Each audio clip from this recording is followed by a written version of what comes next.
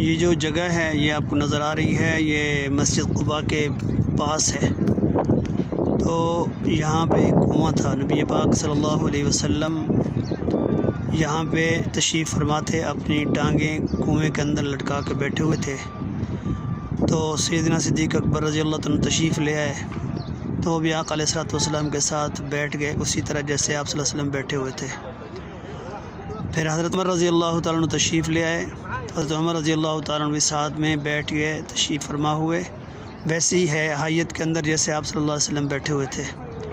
اس کے بعد آپ صلی اللہ علیہ وسلم کی پنڈلی مبارک سے تھوڑا سا کپڑا ہٹا ہوا تھا، تو یہ دونوں حضرات تشریف لائے تو آپ صلی اللہ علیہ وسلم اسی حالت میں بیٹھے رہے۔ حضرت عثمان غنی رضی اللہ عنہ تشریف لے آئے تو آپ نے فوراً اپنے پنڈلی مبارک کے کپڑے کو ٹھیک کیا۔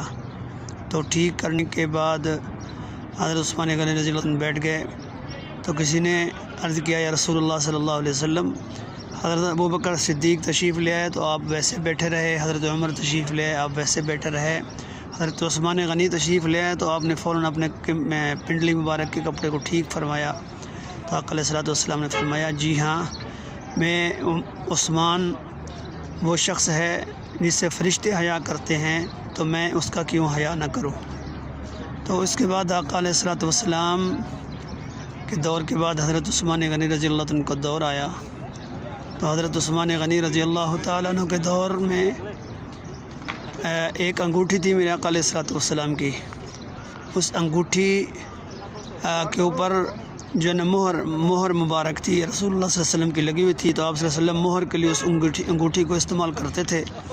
تو وہی انگوٹھی حضرت ابوبکر صدیق رضی اللہ عنہ کے پاس آئی، پھر حضرت عمر رضی اللہ عنہ کے پاس آئی، پھر حضرت عثمان غنی رضی اللہ عنہ کے پاس آئی۔ تو حضرت عثمان غنی رضی اللہ تعالیٰ عنہ ایک دفعہ بیٹھے ہوئے تھے، تو آپ کے ہاتھ مبارک سے وہ انگوٹھی اس کنویں کے اندر گر گئی۔ تو جب اندر گری تو اس کے بعد بہت ساری کوشش کی گئی اس کو تلاش کرنے کی، تو وہ انگوٹھی نہ مل سکی۔ تو اس وجہ سے اس بیر کا نام ہے بیر الخاتم، یعنی انگوٹھی والا کنواں۔